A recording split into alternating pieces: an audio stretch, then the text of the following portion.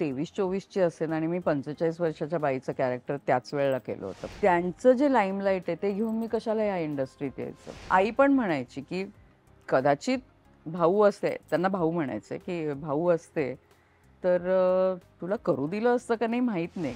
Problem तुझे डोळे आहेत. हा प्रयोग होऊ दे, तिला पार्लरमध्ये घेऊन जा आणि हिच्या आयब्रोज करून आण. तिने मला बघितलं, असा चेहरा केला आणि बाहेर गेली. पण पहिलाच टेक झाला. त्याच्यानंतर मग रेखाजी मला म्हणाल्या की तुला मी काही सजेस्ट केलं तर चालेल का.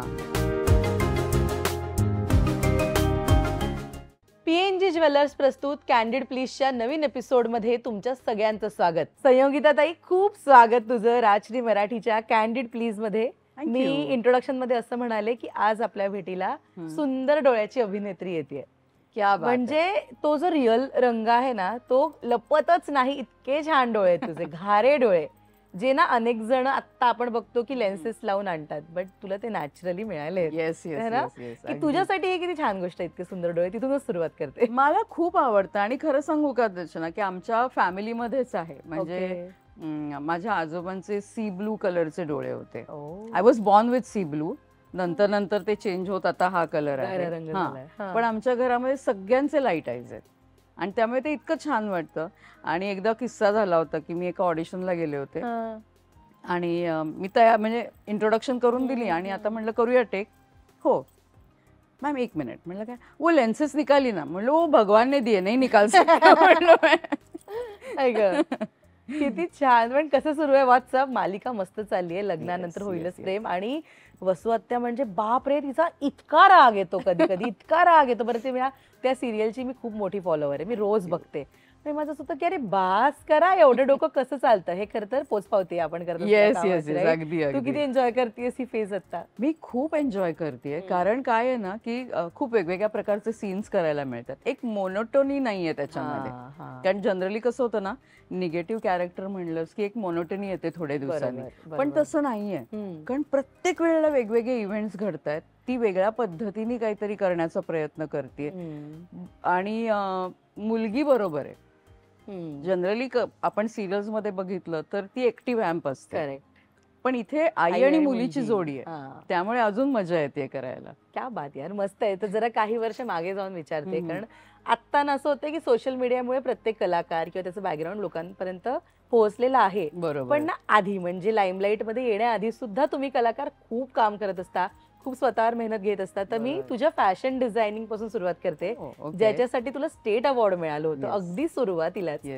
ते कसं सुरुवात झालं? अभिनय नंतर घडला ना? त्यानंतर अभिनय चालूच होता. म्हणजे मी शाळेपासून करत होते छोट्या छोट्या नाटकांमध्ये, शाळेच्या कॉलेजच्या एकांकिका स्पर्धांमध्ये. आणि मी ग्रॅज्युएट केलंय टेक्सटाईल मध्ये. त्याच्यानंतर मी फॅशन डिझायनिंगचा डिप्लोमा केला आणि परिचय पुणे ह्या संस्थेशी मी संलग्न होते. तर आम्ही एक नाटक करत होतो, येथे चेष्टेची मस्करी होते. ते फ्रेंच रेव्होल्युशन वरचं नाटक होतं, जे ऍक्च्युअल जर्मन मध्ये लिहिलं होतं पण ते मराठीत ट्रान्सलेट केलं होतं.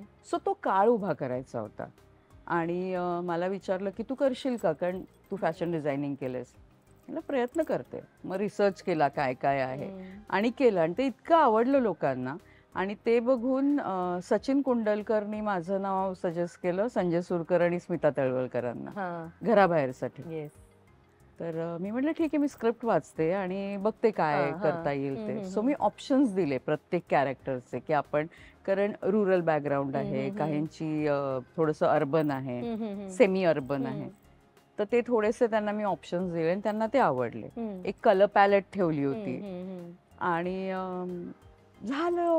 फिल्म केली आणि मला माहितीच, मी म्हटलं ओके, माझी पहिली independent film as a designer. So I was very happy. आर्टिस्टने पण खूप कोऑपरेट केलं होतं. सोनाली होती, सचिन खेडेकर, त्यामुळे मजा यायची काम करताना. आणि हे टेक्निकल अवॉर्ड डिक्लेअर्ड असतात ना. सो एक दिवस मला स्मिताताईंचा फोन आला, मिळालाय बरं का तुला अवॉर्ड. कुठला अवॉर्ड? अगं महाराष्ट्र स्टेटचं तुला बेस्ट कॉस्ट्युम डिझायनरचं अवॉर्ड आहे. म्हणलं हो असंही असतं, मला हेही माहिती नव्हतं. मला माहिती नव्हतं. I was like doing it. I felt like it's my job, so I should do it म्हणून.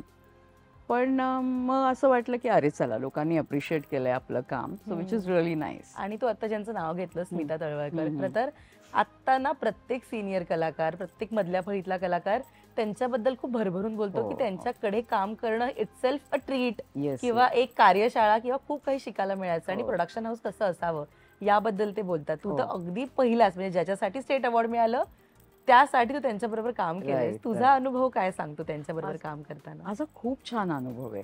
एक तर मला ना ते कधी प्रोडक्शन हाऊस नाही वाटलं, ते घर वाटलं. कारण त्या स्वतः इतकी प्रत्येकाची जातीने काळजी घ्यायच्या ना. तू खाल्लंयस का, नाही खाल्लंस, तिला खायला द्या पटकन. किंवा वेळ असेल तर म्हणायच्या तुला वेळ आहे, चल आपण जरा भाजी करूयात सगळ्यांसाठी, किंवा आपण पोहे करूयात. म्हणजे दडपे पोहे म्हण, किंवा आम्ही पेशवाई सिरियल करत होतो तर जाधवकडीच्या इथे आम्ही शूट करत होतो, तर तिथे एका माणसाने शेतातले पावटे आणि वांगी आम्हाला आणून दिली. तर माझं झालं होतं, सगळे आर्टिस्ट रेडी होते, मी कॉस्ट्युम्स करत होते, मी बसले होते. मला म्हणले काय करतेस, म्हणलं काय नाही, मला तर खूप वेळ आहे पुढचा सीन लागेपर्यंत. चल, आम्ही दोघींनी ती भाजी चिरून बिरून त्यांनी केली अख्ख्या युनिट. हे इतकी वाखाणण्याची गोष्ट आहे ना त्यांची, की एक प्रोड्युसर एवढं नाही करत जे त्या करायच्या. म्हणजे त्या त्यांच्या ना युनिटला फॅमिली म्हणून ट्रीट करायच्या, विच वॉज रिअली गुड. आणि हे संस्कार होतात ना कुठेतरी आपल्यावर पण, की पुढे आपण जेव्हा त्या नावारूपाला येऊ तेव्हा कशा प्रकारे वागायचंय किंवा काय करायचंय. खरंय, अगदीच खरंय. आणि ते सुरुवातीपासूनच मिळालंय त्याचं मार्गदर्शन. आणि आता तुम्हाला फॅशन डिझायनिंग बद्दल सांगतेस, पण ना अभिनय खरं तर त्याची गोडी असावी लागते, किंवा ते कुठेतरी एकदा क्लिक व्हावं लागतं की बाबा मला या क्षेत्रामध्येच काम करायचंय. तुझ्या बाबतीमध्ये दिवस काय होता की वाटलं आता अभिनय पण करूया? कोण म्हणतं टक्का दिला नाटक झालं. आणि त्यावेळेला तर खूपच म्हणजे मी प्रचंड इनिबिशन्स होती मला, कारण मी girls school, girls college, NCC मध्ये होते तरी गर्ल्स बटालियन. तर मी मुलांशी ना खूप जवळचा संबंध यायचा नाही. आणि आता मुलांबरोबर काम करायचंय, बरं हात लागणार, कोणीतरी हे करणार, तर मला ना खूप भीती वाटायची की अरे बापरे मला हात लागला कोणाचा तर काय होईल, कारण सवयच नव्हती या गोष्टींची. पण ते झालं, ते बॅरियर एकदा कट झालं. आणि नंतर आम्ही एक 7-50 म्हणून संजय पवारचं नाटक करत होतो. 7 मुली 1 मुलगा, खूप सुंदर गोष्ट हे होतं, कॉन्सेप्ट होती त्याची. तेव्हा संजय पवारने मला विचारलं की काय वाटतंय तुला, काय करशील, म्हणजे फॅशन डिझायनिंग करायचंय का याच्यात. म्हटलं टक्का केल्यानंतर असं वाटतंय की आपण करू शकतो, की ज्या पद्धतीचं अप्रिसिएशन मिळायचं लोकांकडनं. कारण 23-24 ची असेल आणि मी 45 वर्षाच्या बाईचं कॅरेक्टर त्याच वेळेला केलं होतं पहिल्यांदा. म्हणजे आई केलं होतं त्याच्यात. गट्स की ओके चल चॅलेंज आहे ना, करून बघूया आपण. तर मी म्हटलं जर मी तेवढी वाटू शकते, म्हणजे मी कन्व्हिन्स करू शकते लोकांना की मी 45 वर्षाची बाई आहे, तर मला काहीतरी आहे माझ्यामध्ये जे लोकांना आवडतंय. तर मी तेव्हा संजयला म्हटलं ते नाही, मला अभिनय क्षेत्रातच करायचंय काम. ताई पण तेव्हा जेव्हा आपण 24-25 वर्षाचा असतो आणि आपल्यापेक्षा वयाने मोठं कॅरेक्टर करतो, तेव्हा ना कुठेतरी आपल्याकडे पटकन एका चौकटीत बांधलं जातं जे कोणाला चुकलं नाहीये. तेव्हा तुला थोडी पण इन्सिक्युरिटी नव्हती की आता आपण हे काम केलं तर आपल्याला पुढे अशाच प्रकारच्या भूमिका येतील? नाही ग, कधी असं मनातच नाही आलं की आपण अडकून राहू का त्याच्यामध्ये. कारण मला असं वाटायचं की हा मला एक चान्स मिळालाय टू प्रूव्ह मायसेल्फ, तर मी करून तर बघते, लोकांना आवडलं तर ठीक आहे. त्याच्यानंतर अशी कॅरेक्टर्स केली की जी माझ्या वयाच्या योग्य होती. आणि फॉर्च्युनेटली अनफॉर्च्युनेटली मी अशी म्हणेन ना की मला ना खूप स्ट्रॉंग कॅरेक्टर्स मिळत गेले. म्हणजे असं कधी मी एकच मायामध्ये असं कॅरेक्टर केलं होतं की जी खूप अशी टिमिड आहे, ती रडतीये किंवा एक दबलेली बाई असते ना, ते एकच आय थिंक तसं कॅरेक्टर होतं. पण अदरवाईज खूप स्ट्रॉंग कॅरेक्टर्स मिळत गेली आणि व्हेरीड शेड्स मिळाल्या, त्यामुळे मजा येत गेली काम करताना. क्या बात यार, मस्त आहे. असं भीती असते ना एक प्रकारची की आपल्याला यार पुढे बिकॉज ठरलंय आता अभिनय करायचा, त्याच्यात पण जर अशा प्रकारच्या भूमिका आल्या तर मग म्हणजे हे ऍक्च्युली कौतुकास्पद आहे. आता किती इन्सिक्युरिटी वाढली ना, कोण करायला नाही मागत, 2 वर्ष मोठं कॅरेक्टर पण करायला नाही मागत कोणी, नाही करत. आणि तुला फॅमिली बॅकग्राऊंड इतकं छान, म्हणजे आजोबा लेखक ज्यांनी इतकं सुंदर लिखाण करून ठेवलंय आणि त्यांची नात या इंडस्ट्रीमध्ये येते. अनेकदा ना काही बॅगेज असू शकतं आपल्या घरच्यांनी केलेल्या कामाचं, राईट? बरोबर. तुला होतं त्याचं टेन्शन, ते बॅगेज सांभाळायचं किंवा ते नाव जपायचं? तर ऑब्व्हियसली असणार, नाव जपायचं होतं. पण मी ना कुणाला सांगितलं नव्हतं की मी योगो जोशांची नात आहे. कारण मला असं वाटलं की त्यांचं जे लाईमलाईट आहे ते घेऊन मी कशाला या इंडस्ट्रीत यायचं. माझ्यात जर का काही असेल तर लेट मी प्रूव्ह मायसेल्फ. मला एकदा लोक ओळखायला लागली की मी सांगेन की मी योगा जोशांची नात आहे. हा, मला ते समाव असं होतं की मला आजोबांचं नाव वापरून नाही यायचं. कधीच यूज नाही केलं ते? कधीच नाही. आता सांगते मी लोकांना, कारण आता एका स्टेजवरती आली आहे की लोक ओळखायला लागली आहेत.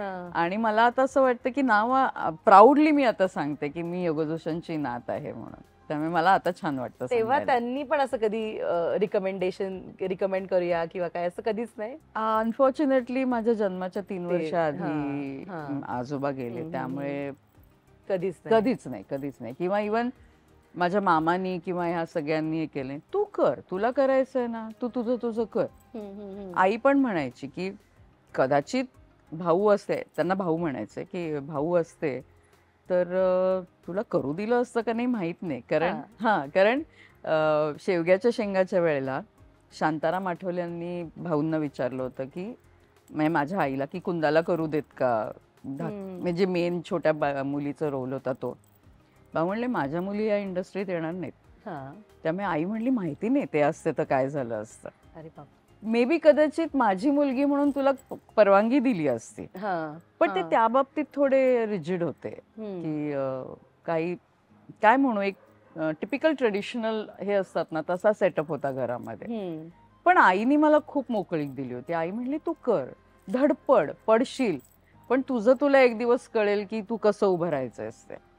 त्यामुळे मी टचवूड मला कोणाचं रेकमेंडेशन लागलं नाही. आणि आतापर्यंत जे काही सिद्ध केलंस ते तुझ्या अभिनयावर केलंस. येस. असं होतं की तू आता म्हणलीस ना आईने खूप स्ट्रॉंग सपोर्ट केला.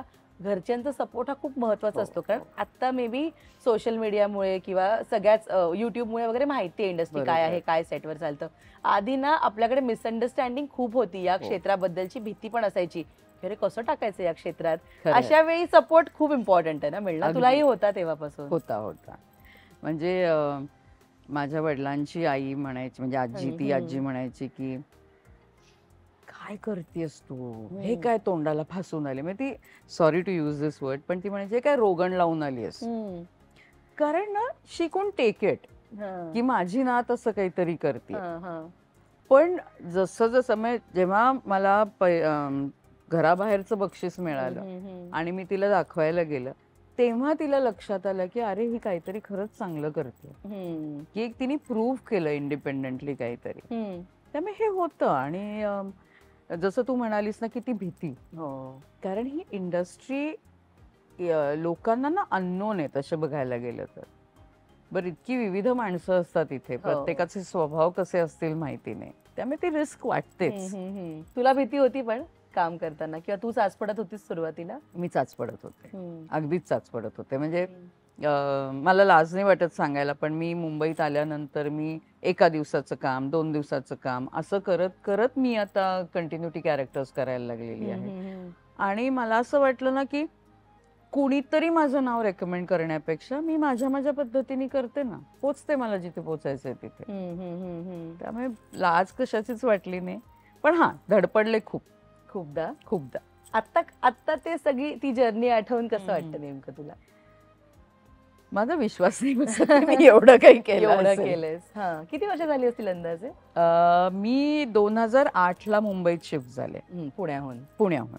तोपर्यंत पुण्यात राहून जी काय मला पुण्यातली कमर्शियल नाटकं किंवा पुण्यातनं 1-2 सिरियल्स केल्या, ज्याला मी असिस्ट केलं, कॉस्ट्युम्स केले, कामही केलं, ते करत होते. पण ऍक्च्युअल म्हणशील ना इंडस्ट्रीमध्ये तर 2008 नंतर आले. आणि हळूहळू छोट्या छोट्या मिनी स्टेप्स घेत केले. आणि पेशन्स खूप लागतात यार, कारण आहे ना असं होतं की आपण 1-2 दिवसाचं जेव्हा कॅरेक्टर करतो ना तेव्हा तो स्टॅम्प बसू शकतो, किंवा आपल्याला चांगली भूमिका कधी मिळेल याच्यामध्ये अनेकदा पेशन्स संपतात. आपण बघतो किती स्ट्रगलर्स आपल्याकडे रोज येतात. तेव्हा काय करेज होतं एवढे सगळे पेशन्स ठेवायचा? तेव्हा ना फक्त एकच वाटायचं की म्हणजे जे काय अनुभव आले की 1-2 दिवसाचं काम करणाऱ्या लोकांना ना इतकी घाणेरडी ट्रीटमेंट मिळते आपल्या इंडस्ट्रीमध्ये. अरे उसको बुलाव रे, अरे उसको ये करो, उसको समझाना, उसको कुछ नहीं आता. अरे काय उसको का, माणूस आहे ना ते, रिस्पेक्ट करा. पण आपल्या इथे हा प्रॉब्लेम आहे की त्या व्यक्तींना ना रिस्पेक्टच मिळत नाही अशा आर्टिस्टला. सो मला असं वाटतं ना हे बदलायला पाहिजे. त्यामुळे आता सुद्धा आमच्या सेटवरती जे येतात ना, आम्ही म्हणतो या ना आमच्याबरोबर बसा जेवायला, कारण आम्ही सगळे एक तर मोठं डायनिंग टेबल आहे सेटवरती, तिथे आम्ही सगळे एकत्र जेवतो. त्यामुळे आम्ही कुणालाच असं कुठेतरी लांब बसून देत नाही जेवायला, या आमच्या बरोबर जेवा. तर मला असं वाटतं की वी शुड रिस्पेक्ट एव्हरीबडी. या आणि तू बरोबर म्हणालीस की ते पण कामच आहे ना, ते पण मेहनतच करतात. पण एक म्हणजे पेशन्स बद्दल बोलली, खरं तर तिथपासून ते एक चांगलं कॅरेक्टर रोल म्हणा ऍटलिस्ट ते मिळेपर्यंत ना खूप खूप म्हणजे आपण इमॅजिन नाही करू शकत, इतके ऑडिशन्स द्यावे लागतात, इतक्यांना भेटावं लागतं. तो स्पॅम कसा आहे नेमका, मला नक्की ऐकायला आवडेल. खूप ऑडिशन्स दिल्या त्या दरम्यान. हो, खूप खूप. आणि प्रत्येक वेळेला असं होतं की मी शेवटच्या 2 मध्ये आणि कुणीतरी दुसरं सिलेक्ट झालंय, असं खूपदा झालं. आणि मग मी घरी यायचंय, मी गोंदवलेकर महाराजांना मानते, मी त्यांच्या फोटो समोर उभी राहायचे, म्हणजे काय करताय तुम्ही, मग मी जर काय ह्या इंडस्ट्रीमध्ये काही करूच शकणार नव्हते तर का आणलत मला मुंबईला, का ती बुद्धी दिलीत की तू मुंबईला जा म्हणून. मग मी बरी होते ना पुण्यात, माझं माझं चाललं होतं काय काय. पण ना कुठेतरी असं वाटायचं की नाही, मला अजून प्रूव्ह करायचंय, मला अजून ह्यातले बारकावे शोधायचे आहेत, मला शिकायचंय खूप. असं करत करत गेले. मग पहिली जी मोठी ऑडिशन मी क्रॅक केली ती हिंदी सिरियलची होती, रहे तेरा आशीर्वाद. आणि त्या कॅरेक्टर्सला इतकी विविध शेड्स होत्या की ती देवीची भक्त असते, नंतर नवरा खूप जबरदस्ती करतो, दुसरी बायको आणतो आणि ती वेडी होते, कारण ती दुसरी बायको तिला काही ना काहीतरी खायला घालून ती वेडी करत असते. तर त्या वेड्याच्या शेड्स आणि ते सगळं, आणि मग पुन्हा ती नॉर्मल होते, मग मुलाबरोबर तुटलेलं नातं ते कसं ती सांगते, ते इतक्या शेड्स होत्या त्याच्यामध्ये. त्यामुळे मी म्हटलं अरे ओके. आणि माझ्यावरती कोणीतरी विश्वास ठेवलाय. जय मेहता प्रोडक्शनची सिरियल होती आणि that was a breakthrough खरं सांगायचं तर. किती ऑडिशन्स नंतर आली ती सिरियल? त्या ऑडिशन टोटल म्हणतेस तू? 60-70 ऑडिशन असतील. हो हो नक्कीच. आणि मेमोरेबल असेल हे ऑडिशन की इतकी मोठी भूमिका करण्यामागे. त्याच्याही 4-5 ऑडिशन झाल्या त्याही भूमिकेच्या. अनेकदा असं असतं ना की आपण दिसायला फार छान असतो, आपलं काम उत्तम असतं, पण आपलं छान दिसणं कधी कधी कर्स पण ठरू शकतं. जसं की तुझ्याकडे इतके छान डोळे आहेत पण ते प्रत्येक कॅरेक्टरला जातील असं नाही, राईट? कधी फेस केलंस रिजेक्शन या डोळ्यांमुळे? एक अगदी इनिशियल डेज मधला अनुभव होता. ह्याच इंडस्ट्रीमधला माझा एक मित्र आहे, व्हेरी सिनियर ऍक्टर, तर तो मला म्हणला की माझा एक मित्र आहे, तो एक नवीन सिरियल करतोय, तर चल मी तुझी ओळख करून देतो. म्हटलं बरं. मी गेले. ते म्हणाले की तुम्ही ऑडिशन द्या. म्हटलं ओके. ऑडिशन दिली. ऑडिशन देऊन बाहेर आल्यावरती ते म्हणाले सगळं छान आहे, प्रॉब्लेम तुझे डोळे आहेत, मला कळतच नाही की तुला मी कुठल्या भूमिकेत कास्ट करू, आणि मला नाही वाटत तू मराठीमध्ये काम करू शकशील, तू हिंदी कर. तर मला इतकं वाईट वाटलं ना की मी म्हटलं की अरे मी महाराष्ट्रीयन आहे. तर ते म्हणले एक तर ना तू टिपिकल महाराष्ट्रीयन दिसत नाहीस, गोल चेहरा, काळे डोळे नाहीयेत तुझे. मी घरी येऊन खूप रडले होते की मी म्हटलं की मला म्हणजे ह्याचा अर्थ मला मराठीत कामच करता येणार नाही. आणि असं होत गेलं ना की मला फक्त आणि फक्त निगेटिव्ह भूमिका मिळत गेल्या, मला पॉझिटिव्ह भूमिका आज तगायत मिळालेली नाहीये. त्यामुळे ते कुठेतरी थोडंसं दुःख आहे. आणि किती थांबणार ना की पॉझिटिव्ह भूमिका येतील त्याच्यासाठी, मग ते ऍक्च्युअली जे वय आहे जिथे लीड आपण करणार ते निघून जाईल एवढं थांबत बसलं तर. अगदी अगदी. आणि त्यामुळे तू घेतल्यास भूमिका आलेल्या सगळ्या घेतल्या. आणि छान. आता ना तो जमाना आहे की विलन्स आवडतात लोकांना.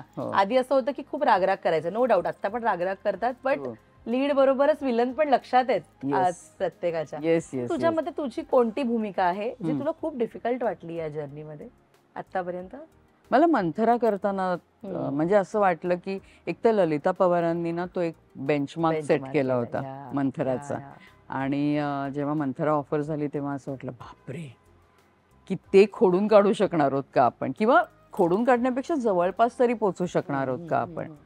बरं ते कमरेत वाकून चालायचं आणि प्राकृत हिंदीमध्ये सगळी सिरियल लिहिलेली होती, त्यामुळे भाषेवरचा अभ्यास आणि हे करताना पण मजा आली करताना ते कॅरेक्टर. कारण एकतर मंथरेबद्दल खूप मिसकन्सेप्शन्स आहेत लोकांच्या, आणि ह्याच्यामध्ये ना देवदत्त पटनायकांनी खूप वेगळ्या पद्धतीने मंथरा पोर्ट्रे केली होती, त्यामुळे ते छान वाटलं करायला.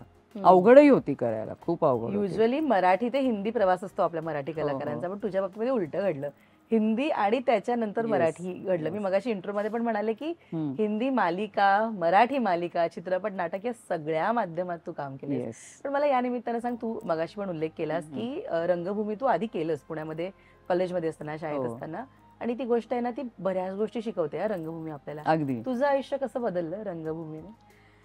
एक कॉन्फिडन्स दिला मला, खरं सांगायचं तर. आणि बरेचदा असं असतं ना की समोर प्रेक्षक आहेत आणि आपल्याला लगेच दाद मिळते.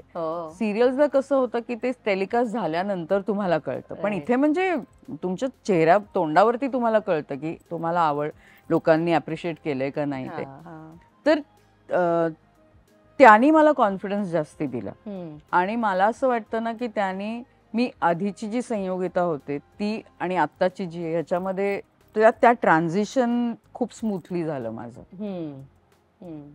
कारण एक काय म्हणू, एक तर आपली मराठी रंगभूमी इतकी चांगली आहे ना, इतकी सुंदर सुंदर नाटकं आहेत, लिटरेचर इतकं छान आहे, त्यामुळे ना आपल्याला असं वाटतं की अरे अजून वाचावं, अजून ह्यातनं काहीतरी नवीन निघतंय का बघावं. त्यामुळे मजा येते पण हे करताना. आणि ते त्या म्हणून म्हणलं की ट्रान्झिशन खूप स्मूथ होतं. तुला आवडतात वाटतं डॉग्स? अरे खूप आवडतात, खूप आवडतात. जा तिकडे जा बाळा. ताई, आपण आत्ता जसं दिसतोय ना, ही आपली इंडस्ट्री आहे, बिकॉज राहावं लागतं त्या प्रकारचं, आणि आपल्या ऍक्शन आणि कटच्या मागे आपलं एक वेगळं आयुष्य असतं. मला सांग, तू सुरुवात केली तेव्हापासून ते आतापर्यंत तुझ्या पर्सनॅलिटीमध्ये, वागण्या बोलण्यात काही बदल केलेस? कधी करावेसे वाटले तुला? बदल म्हणजे बेसिकली ह्या इंडस्ट्रीमध्ये आपण कसं दिसायला पाहिजे, मेकअप कसा करायला पाहिजे हेच माहिती नव्हतं. कारण मी माझी एनसीसीची बॅकग्राऊंड असल्यामुळे आर्मी आणि त्या ह्याच्यामध्ये आम्हाला कधी आयब्रोज करायच्या असतात हेही माहिती नव्हतं. म्हणजे कोण म्हणतं टक्का दिलाचा फायनलचा प्रयोग होता. प्रभाकर भावे आमचे मेकअप आर्टिस्ट पुण्याचे, त्यांनी मंजुषा दातार म्हणजे आता गोडसे, तिला सांगितलं हा प्रयोग होऊ दे, तिला पार्लर मध्ये घेऊन जा आणि हिच्या आयब्रोज करून आण. बिकॉज माहितीच नव्हतं की असं काही करायचं असतं. त्यामुळे तोच माझ्यासाठी एवढा मोठा शॉक होता की अरे बापरे, आता हे सगळं करायचंय. एनसीसीत बरं होतं, कपडे घाला आणि फक्त 2 वेण्या घाला जा. आता हे सगळं करायचंय. तुझं हेअरकट कसं आहे, तू कसे कपडे घालतेस, हे सगळे लोक नोटीस करतात. तू अदरवाईज कशी प्रेझेंट करतेस स्वतःला. सो ना, तो एक कॉन्शियसनेस कुठेतरी आला आणि मी बदल करत गेले हळूहळू माझ्यामध्ये. आणि मी असं म्हणत नाही की मी खूप काहीतरी ग्लोरिफाय काहीतरी करते, पण मी साधी राहते. पण त्याच्यात एक, पण तू आधी पण केवढी सुंदर दिसायचीस. म्हणजे आता तर तू फार छान दिसतेस.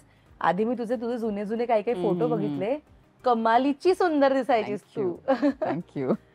तर ते तसं होतं. पण मला सरप्राईज आहे की माहित नव्हतं आयब्रोज वगैरे करायचं. काही माहिती नव्हतं. मी पार्लर मध्ये कधी गेले नव्हते.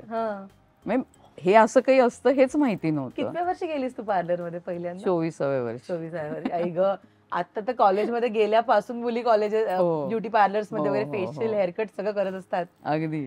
आणि एक तर काय होतं ना की खूप लांब केस होते, जवळजवळ एवढे केस होते. आणि आजोबांना अजिबात आवडायचं नाही केस कापलेले, माझ्या बाबांच्या वडिलांना. ते मला तायड्या, अजिबात केसांना हात लावायचा. मोठी, सगळ्यात मोठी. तर त्यामुळे ती एक भीती होती की कापू का नको कापू.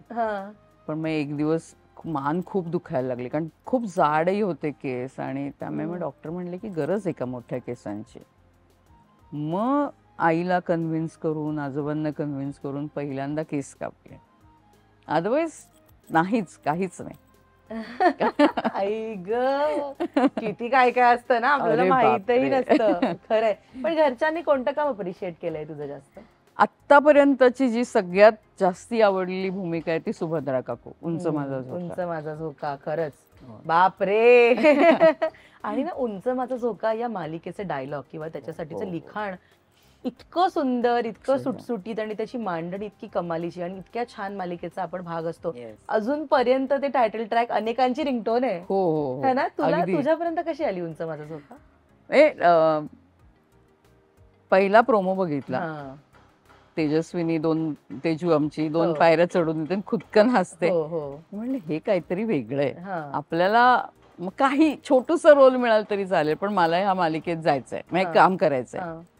आणि एक दिवस फोन आला मला की आम्ही असं असं काही सेलिब्रिटीजना घेऊन आम्ही एक 15-15 दिवसाचे ट्रॅक्स करतोय, तर तुम्हाला आवडेल का काम करायला?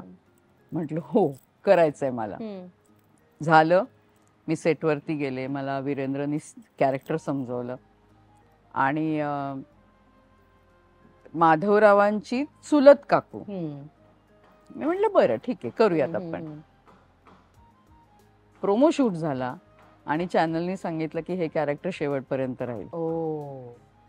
आणि आय वॉज झॅप्ड. आणि अरुणाताईंनी इतकं सुंदर लिहिलं होतं ना, म्हणजे त्या दिवशी एकदा त्या सेटवरती आल्या होत्या, तर मी म्हटलं तुम्ही किती गोड लिहिता म्हटलं. हो, म्हणजे अजूनही ना त्यातले काही काही डायलॉग लोकांच्या इतक्या लक्षात आहेत. सुंदर लिहिलं होतं आणि तो काळ उभा करणं भाषेतनं सुद्धा कमाल कमाल लिहिलं होतं त्यांनी. तेजस्विनी म्हणू देत किंवा स्पृहा म्हणू देत, किती खूप छान, म्हणजे त्यांनी कमालच केली होती ती विक्रम. हो, मस्त कमाल गेली होती, सुंदर होतं. आणि याच ऍक्च्युली सगळे अनुभव किंवा याच काहीतरी गोष्टी आहेत ना की ज्या आपल्याला खूप आयुष्यभर पुरेशा असतात. जसं आपण म्हणतो की काही भूमिका उत्तम पैसे देतात, काही भूमिका आपल्याला आपल्या कामाचं, आपल्या कलेचं सॅटिस्फॅक्शन देतात, राईट. पण ताई मला सांग की जसं तू मगाशी मला म्हणालीस की निगेटिव्ह भूमिका येत गेला, तू करत गेलीस. अनेकदा ना आपणच ठरवतो की कुठेतरी फुल स्टॉप लावूया, कारण आपल्या मनासारखं काम येत नाही. बरोबर. तर अशा वेळी निगेटिव्ह भूमिकांना तू कधी स्टॉप लावलास की नाही, जरा थांबूया, येईल काहीतरी चांगली पॉझिटिव्ह भूमिका, का नाही कधीच नाही केलं? कारण ना फॉर्च्युनेटली माझ्याकडे ज्या निगेटिव्ह भूमिका आल्या ना, त्यांचं काय म्हणू, बॅकड्रॉप वेगळा होता, त्याच्यामध्ये वेगळं करण्यासारखं काहीतरी होतं, म्हणजे टिपिकल नव्हत्या कुठल्याच आतापर्यंतच्या. त्यामुळे मला असं वाटलं की करूयात ना, का नाही. म्हणजे मी आजी पण केलंय. हा, तर मला असं हे नाहीये की बाबा फक्त मी एक म्हणते की बाबा ते टिपिकल सुनेला छळणं आणि आमकन खूप टिपिकल करू नका, त्याच्यात काही व्हेरिएशन असेल तर मला करायला आवडेल. त्यामुळे मी करत गेले आणि मजा येत गेली ते करता करता. आणि ते थांबूया असं कधीच नाही झालं की येईल जरा पॉझिटिव्ह भूमिका. तुला खूप इच्छा आहे अजूनही पॉझिटिव्ह करायची? म्हणजे मी सगळ्यांना सांगेन की प्लीज एकदा मला पॉझिटिव्ह भूमिकेमध्ये कास्ट करा, मी करू शकते, विश्वास ठेवा माझ्यावरती. आणि लेन्स न लावता मी कन्व्हिन्स करू शकेन लोकांना की नक्की किती छान डोळे आहेत, का असं कोण सांगत लेन्स लावा, मला आज खरंच कळत नाही. आहे स्ट्रगल ना हा कोणाला चुकला नाही, प्रत्येकाच्या वाट्याला स्ट्रगल. आता तर जास्त इतकी माध्यमं वाढले, तितकं टॅलेंट आहे, त्याच्यामुळे आता खूपच. मला तुझ्या वेळेपासून सांग, स्ट्रगल आला वाटायला इतक्या वर्षात? स्ट्रगल खूप आला. हो, म्हणजे एक तर मी म्हटलं तसं की कोणी गॉडफादर नाही इंडस्ट्रीमध्ये, मी माझं करत गेले. जे कोण मित्रमैत्रिणी होते, म्हणजे लिटरली मला आठवतं त्यावेळेला हार्ड कॉपी काढायची, त्याच्या मागे नावाचं स्टिकर, नंबर, तुम्ही काय काय केले ते लिहायचं आणि प्रत्येक प्रोडक्शन हाऊसमध्ये फोटो द्यायचे. तर मी आणि माझे अजून 2-3 मित्रमैत्रिणी आम्ही ठरवून घ्यायचो की आज हे 5 प्रोडक्शन हाऊस करूया, द्यायचो तिथे. मी इनिशियली जेव्हा आले तेव्हा 2-3 मैत्रिणींबरोबर शेअर करून राहत होते. बरं, लँडलाईन होता, मोबाईल नव्हते तेव्हा.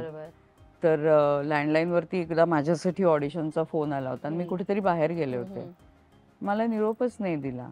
माझ्याऐवजी जिने फोन घेतला ती गेली आणि तिला रोल मिळाला.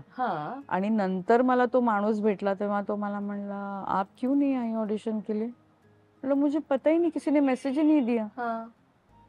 आणि मग मला असं वाटलं की असं का केलं असेल माझ्या बाबतीमध्ये, की माझ्या नशिबात आहे ते मला मिळणार आहे, तुझ्या नशिबात आहे ते तुला मिळणार आहे, पण जर माझ्यासाठी फोन आला होता तर निदान सांगायचं. मी तुला म्हटलं असतं की चल माझ्या बरोबर, तू पण चल. पण ना हे कुठेतरी खूप हर्ट झालं मला. आणि मैत्रीण तुझ्यासोबत, तर आहे तुझी अजून मैत्रीण? नाही आता. म्हणजे मी काय केलं ना, तो अनुभव आल्यानंतर मी ठरवलं की आपण एकटीने राहायचं, कुणाबरोबर शेअर नाही करायचंय मला. भले मला 2 दिवस खायला नाही मिळणार, जे काय व्हॉट एव्हर इट इज, कारण घरनं पैसे घेणार नव्हते. आणि मुंबईत राहणं सोपं नाहीये, इथे किती भाडी आहे, जास्त आहे. किंवा खाणं पिणं ठीक आहे आपण करू शकतो, बट इथे राहणं all together is not easy. अगदी. तर त्यामुळे मी म्हटलं नाही, आपण एकटं राहूया.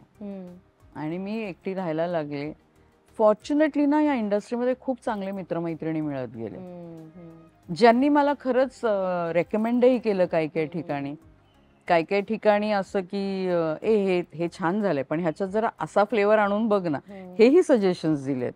त्यामुळे मला असं वाटतं की ॲज अन ऍक्टर ग्रो व्हायला खूप मदत झाली ह्याची. अशी माणसं, अशी जी ज्यांनी मदत केली ती असावीत. येस, ऑडिशनला जाण्यासारखी माणसं खरंच नसावीत. खरं. ऑलरेडी आपण इतकं घाबरलो असतो किंवा आपल्या करिअरची इतकी भीती असते, त्याच्यात अशा प्रकारचे अनुभव आले ना, एका मिनिटात माणूस खचू शकतो की अरे हे काय झालं माझ्याबरोबर. खरंय ना. खरंय. आता खूप सोशल प्रेशर खूप आहे आपल्यावर, म्हणजे छान राहणं, छान दिसणं, सोशल मीडियावर ऍक्टिव्ह राहणं वगैरे वगैरे सगळं आलं. तू कधी या सगळ्याचं प्रेशर घेतेस ताई? नाही घेत. नाही, कारण मला ती सवय नाही की सकाळी उठल्यावरती हाय गुड मॉर्निंग फोक्स, I am doing this. I am not that type of a person. म्हणजे तू कदाचित माझं सोशल मीडिया फॉलो केलं असेल तर मी बरेचदा रिपोस्ट केलेले असतात. अगदीच कधीतरी जेन्युअनली मी पोस्ट करते if I really feel like की बाबा नाही हे ना पोचलं पाहिजे तर मी करते. त्यामुळे 2दा-3दा रिजेक्शनही आलंय ऍड्ससाठी स्पेशली की अरे आपले तुमचे सोशल मीडिया फॉलोअर्स खूप कमी आहेत. तर मी म्हणते ठीक आहे, मग त्याच्यावरती कास्ट करायचं असेल तर मला कास्ट करू नका, बिकॉज मी नाही करू शकत हे. आणि जे करतात त्यांच्याबद्दल कौतुक आहे की ते करू शकतात एवढं, मी नाही करू शकत. मे बी बदलीन पुढे जाऊन, माहिती नाही की कदाचित रोज करायला लागेल काहीतरी पोस्ट, पण आत्ता ह्या क्षणाला मला विचारशील तर मला ते प्रेशर नाही घ्यायचंय. आणि तू तुझ्याबद्दल कधी वाचतेस गुगल करून? हो, वाचते. तुझ्या ना प्रॉमिनंट भूमिकांपैकी एका चित्रपटाबद्दल बोललंच गेलं, दॅट इज लज्जा. येस, सगळ्यांनी लज्जाबद्दल म्हणजे फेमसली किंवा नोन फॉर रोल इन लज्जा याबद्दल, आणि तो छान चित्रपट. त्यातलं गाणं मी परत सांगेन की आजही ते वाजलं जातं सगळीकडे. लज्जाचा काय किस्सा आहे? मी ना एअर पॅनिक नावाची एक फिल्म केली हॉलिवूडची. रामोजी फिल्म सिटी आणि न्यू इमेज म्हणून अमेरिकेची कंपनी आहे त्यांची. तर ते वर्तमानच्या वेळेला मी तिथे शूट करत असताना ती फिल्म मिळाली, कारण ते रामोजीमध्ये शूट करत होते. आणि एअर पॅनिकचं शूट करत असताना माझा एक मित्र आहे अभय कुलकर्णी, तो लज्जामध्ये आहे, माधुरीच्या स्टोरीमध्ये आहे तो. तर तो मला तिथे भेटला आणि तो मला म्हणला ये ना सेटवरती, मी तुझी ओळख करून देतो. म्हटलं ओके. मी गेले, मग त्यांनी राजींचा असिस्टंट होता रजत म्हणून, त्याच्याशी ओळख करून दिली. तर तो म्हणला आप कितने दिन हो रामोजी में? म्हटलं मी आहे इथे, महिना इथेच असते. म्हटलं मी संध्याकाळी भेटा. म्हटलं ओके. तर तो राजींना बोलला आणि आय गेस त्यांनी कुणाला तरी कास्ट केलं होतं, पण ती परफॉर्म करू शकली नव्हती, त्यामुळे त्यांना चेंज करायचं होतं.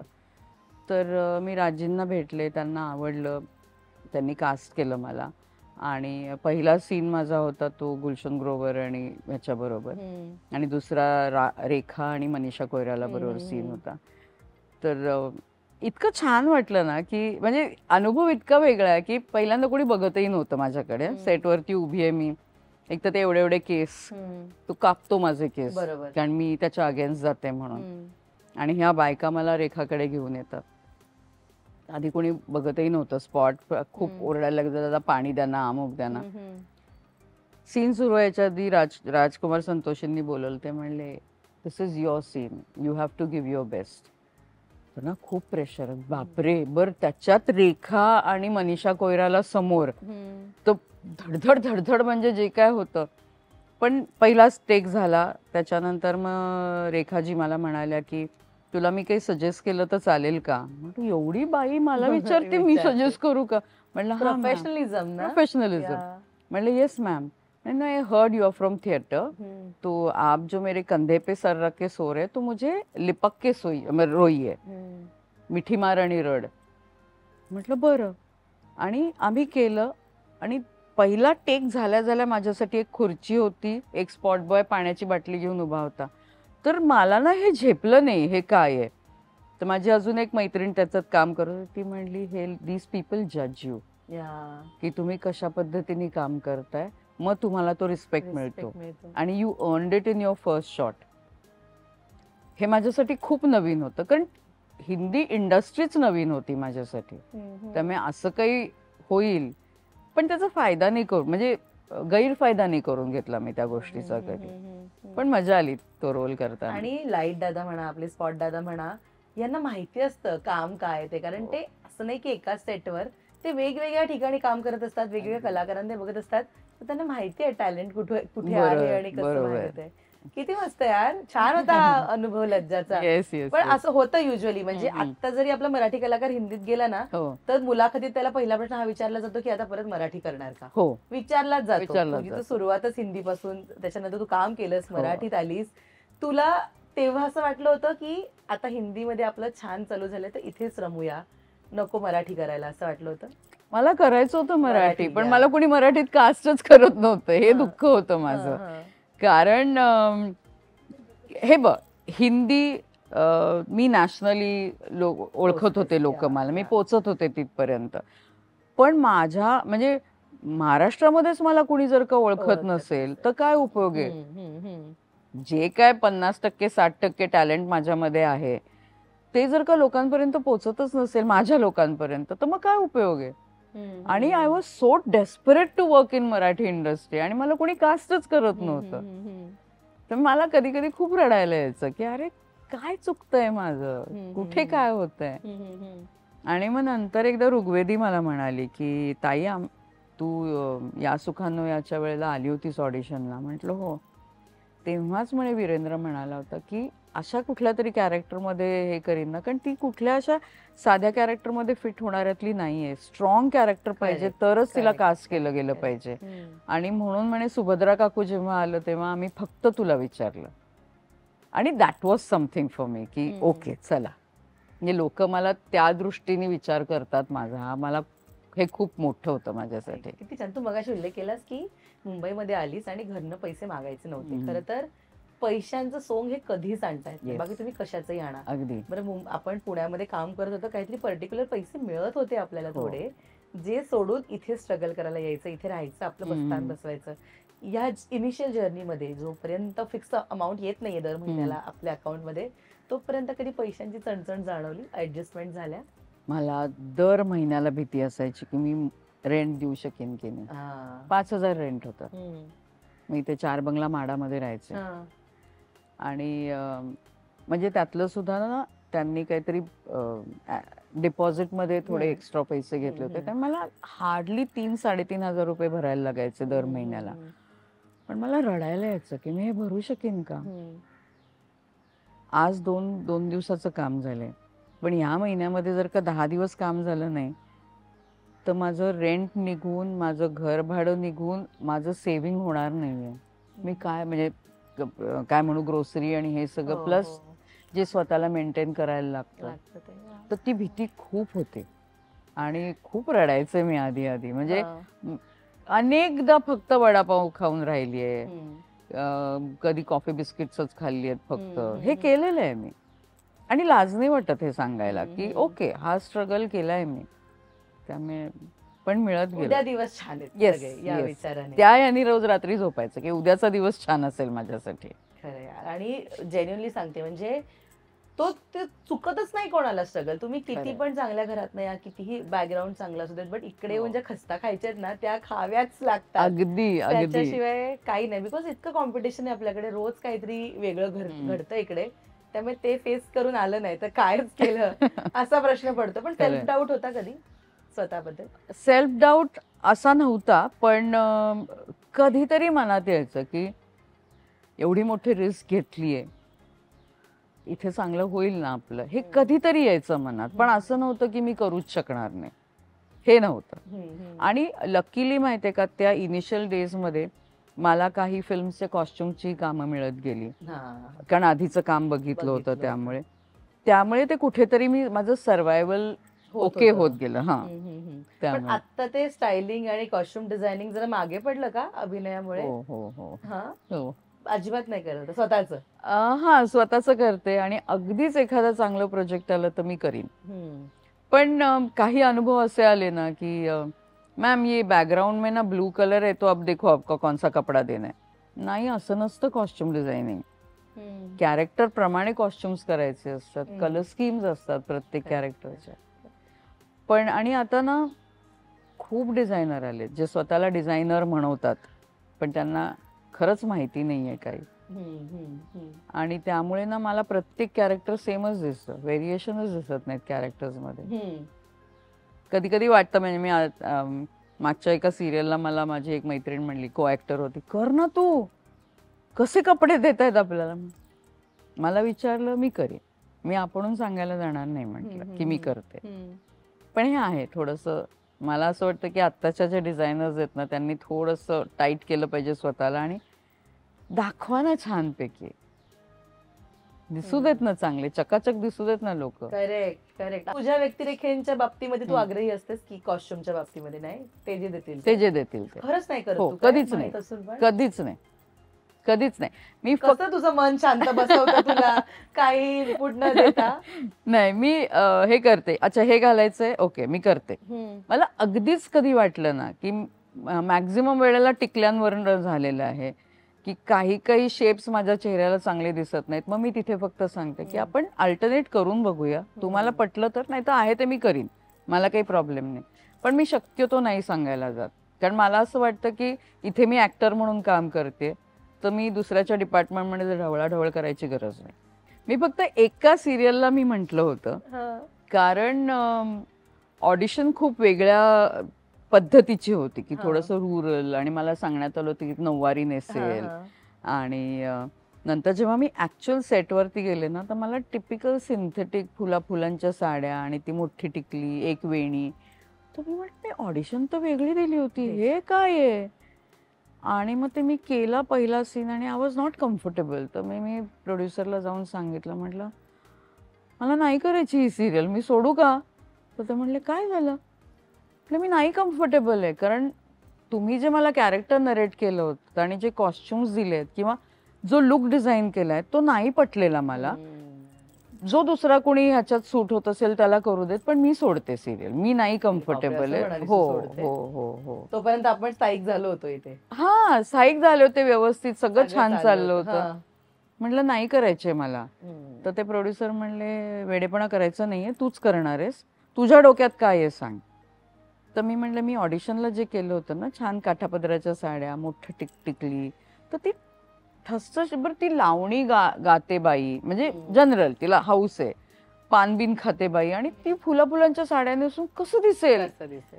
म्हणलं हे बघा तुम्हाला पटते, नाही तर तुम्ही दुसऱ्या कोणालाही कास्ट करा, मी सोडते.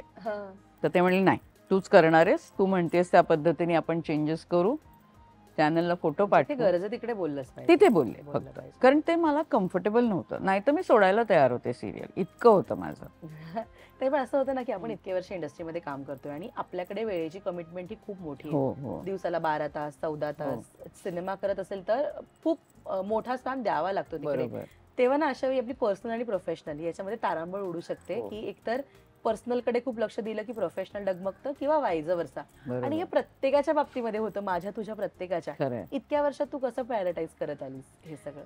मी खरं तर जास्ती करून कामाला महत्व दिलं, आणि म्हणजे अनेकदा घरच्यांच्या वाढदिवसांना जाऊ शकले नाहीये, दिवाळीला जाऊ शकले नाहीये पुण्याला, कुठेतरी ते लागतं मनाला की अरे आपण त्यांना वेळ देत नाही आहोत. पण मला असं वाटतं की हे जर का मी कमिटमेंट घेतलेली आहे काम करण्याची, तर मला इथे जास्ती वेळ द्यायला पाहिजे.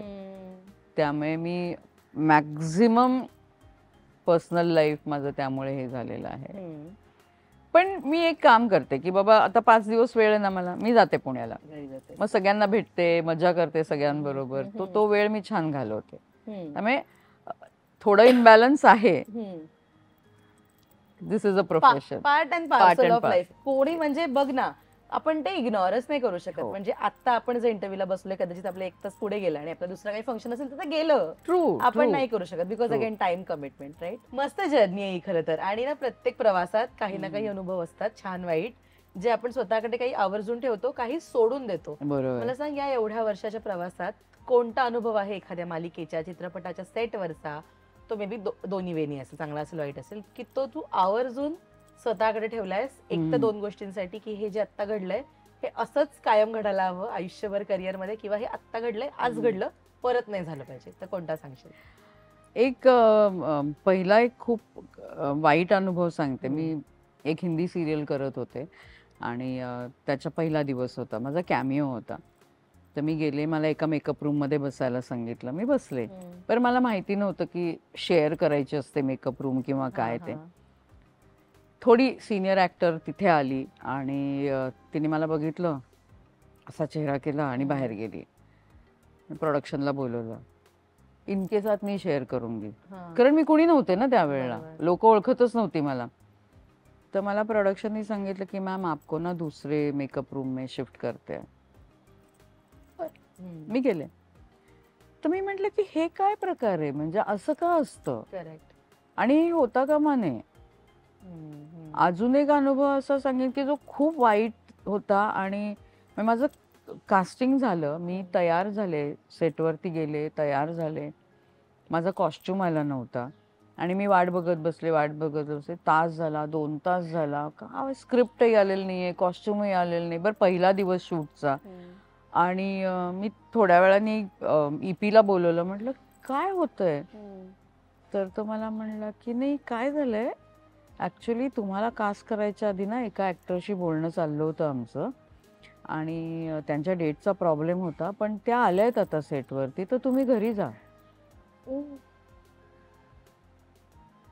मला इतकं रडायला यायला लागलं माहितीये की अरे मग मला का बोलवलं तुम्ही, तुम्ही थांबायचं होतं ना त्यांची डेट मिळेपर्यंत.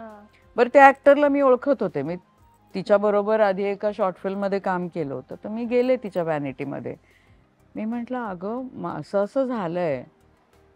हा पण मी आली आहे ना आता मी करणार आहे. वाईट आहे किती.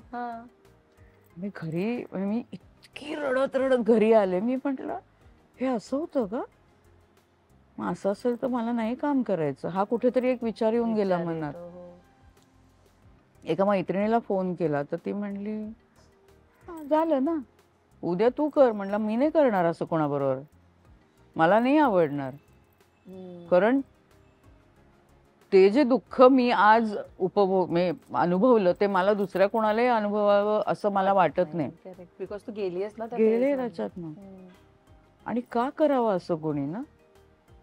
त्यामुळे हे असं कधी होऊ नये असं एक इच्छा आहे.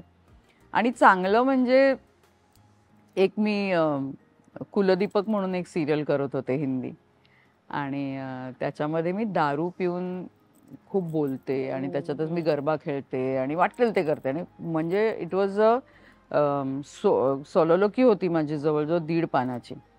आणि ते सगळ्यानंतर मी कोलमडून पडते असं सगळं होतं. आमचा डिरेक्टर म्हणते की दूंगा जो करना है करो वगैरे वगैरे. मी केलं, मी बघितलं, तर मी म्हटलं सर और एक take, I will improve myself. तर मला म्हणाले की ये अगर मैंने आपको दिया 1 more टेक करने के लिए और आपने गंदा किया तो जिंदगी में मुझसे 1 और एक टेक मत मांगना. Done sir. म्हणजे मला फक्त 2 मिनिटं द्या. मी रिवाइज केलं सगळं, मग मी ठरवून घेतलं कुठे कुठे काय काय करीन ते, आणि मी केलं. आणि नंतर मी सीन बघितलं, असा साईड हक केला आणि मला आणले जितने टेक मागणे मांगो. So that was something for me, की म्हटलं येस. किती छान, खूप मस्त. आणि हे असे छान अनुभव असतात जे आपल्याला मदत करतात टू गो ऑन. पण तू मला जे सुरुवातीपासून सांगतेस ना ताई, आपण इतकं छान दिसतो, आपलं काम चांगलंय, तरी सुद्धा रिजेक्शन तुला चुकलं नाहीये हे मला कळलं. आणि ना या सगळ्या गोष्टी लीड करतात आपल्या मेंटल हेल्थला, की आपण ती किती स्ट्रॉंग ठेवतो, आपण खचतोय का, किंवा आपण थोडंसं मागे तर नाही पडत येत ना, की अरे काही होत नाहीये. हा सेल्फ डाऊट येऊ शकतो. मला सांग, इतक्या वर्षाच्या या प्रवासात तू किती प्रायोरिटाईज केलीस तुझी मेंटल हेल्थ? कारण आता सगळेजण बोलतात त्याबद्दल, मेंटल हेल्थ अँड ऑल, पण खरं तर जेव्हा माणूस एवढं सगळं बघून येतो, आपण अंदाजा पण नाही करू शकत की काय, म्हणजे तो कुठल्या कुठल्या गोष्टींमधनं जात असेल. तू किती प्रायोरिटाईज केलीस तुझी मेंटल हेल्थ? आता किती लक्ष देतेस त्याच्याकडे? मी खूप लक्ष देते ह्या गोष्टीकडे. कारण काय होतं ना, तुम्ही कधी डिप्रेशन मध्ये झाली ह्या इंडस्ट्रीमध्ये काही सांगता येत नाही. सो मला असं वाटतं की लोक काय बोलतात माझ्याबद्दल, वाईट जर का बोलत असतील तर I should ignore it. Okay. आणि चांगलं बोलत असतील तर त्यातनं काहीतरी घेऊन आपण अजून इम्प्रूव्ह करूया. आणि मी असं काही खूप मेडिटेशन वगैरे करत नाही, पण असं कुठला एखादा विचार मनात यायला लागला ना तर मी युट्यूब लावते. युट्यूबवरती काहीतरी वेगळं बघत बसते की जेणेकरून माझ्या डोक्यातला तो विचार निघून जाईल. पण मी तिथे राहत नाही, एवढं मात्र मी करते. किंवा काहीतरी पुस्तक वाचते की माझं अटेन्शन डायव्हर्ट करते मी कुठेतरी. कारण मला असं वाटतं की त्यांनी तुम्ही त्या पर्टिक्युलर ठिकाणाहून निघता की तो विचार तुमच्या मनातनं जातो. त्यामुळे तेवढं मात्र मी करते. आणि तू म्हणालीस मगाशी की छान माणसं पण आहेत की ज्यांनी तुला या क्षेत्रात खूप मदत केली. खरं तर हीच खरी माणसं असतात जी आपल्याला दुनियादारी शिकवतात, काय वागा बोलायचं, कसं राहायचं.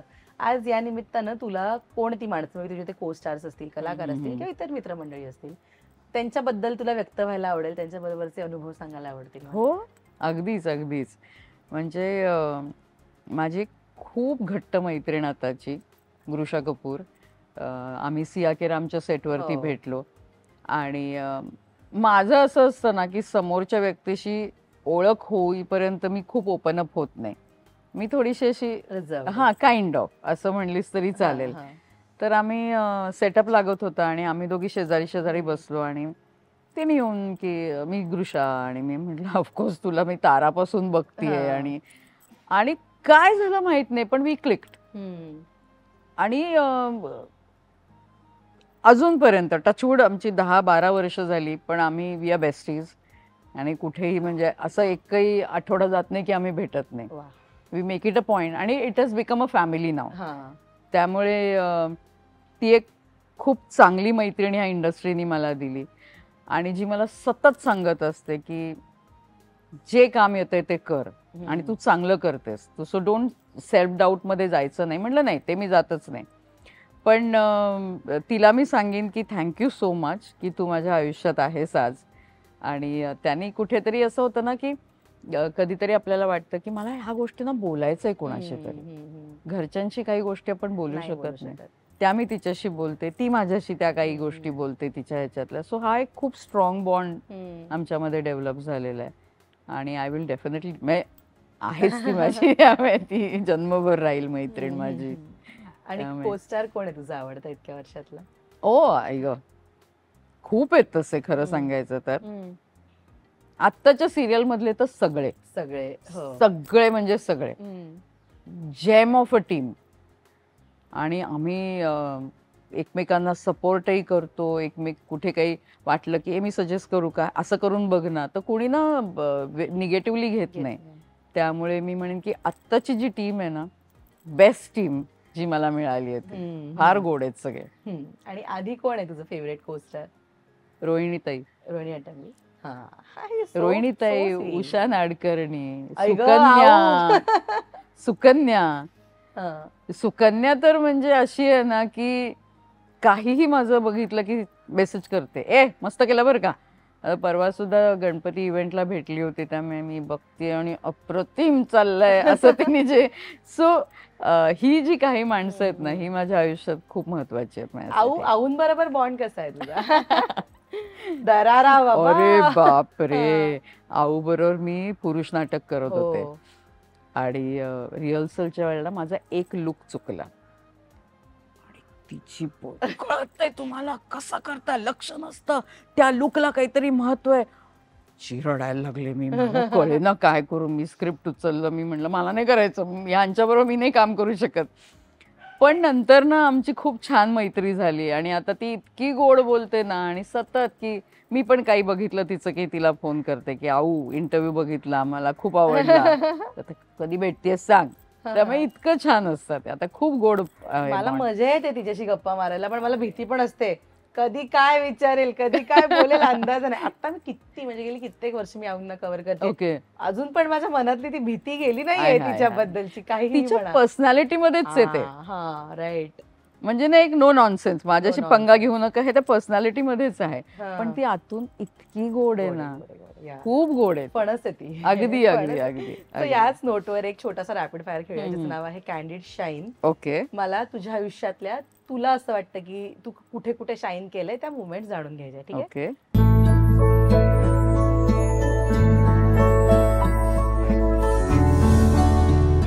पहिला प्रश्न, या इंडस्ट्रीमध्ये कोणाचं मार्गदर्शन तुला शाईन करायला महत्वाचं ठरलं?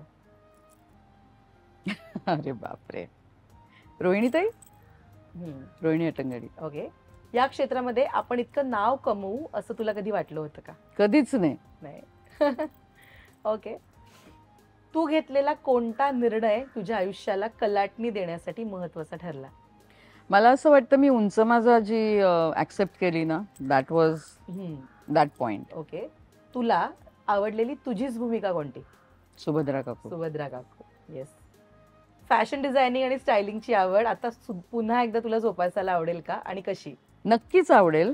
आणि त्याच्यासाठी मी जरा एक वेगळं काहीतरी प्लॅनिंग चालू आहे डोक्यामध्ये सध्या. ब्रेस्ट कॅन्सर पेशंटसाठी मी काहीतरी करते. वा, किती मस्त. ते येईल लवकरच. येस. शेवटचा प्रश्न, तुझ्यासाठी शायनिंग मुवमेंट कोणती ठरली इतक्या वर्षातली, की ते घडलं किंवा ती भूमिका आली, तू सादर केलीस आणि तुला वाटलं की ही माझ्यासाठी शायनिंग मुवमेंट आहे? 2 मुवमेंट्स, मंथरा आणि सुभद्रा काकू. आणि सुभद्रा काकूसाठी अवॉर्ड जेव्हा घेतलं बेस्ट सपोर्टिव्ह ऍक्टरचं, that was that time shining moment. खूप मस्त. आणि ना मला जेन्युइनली, मी आधी सुद्धा सेटवर आली, आपण नॉर्मल खूप गप्पा मारल्यात माझ्यासाठी, पण इतक्या गोष्टी आज मला कळल्या या निमित्तानं. थँक्यू सो मच ताई, वेळ दिलास, इतक्या छान गप्पा मारल्यास.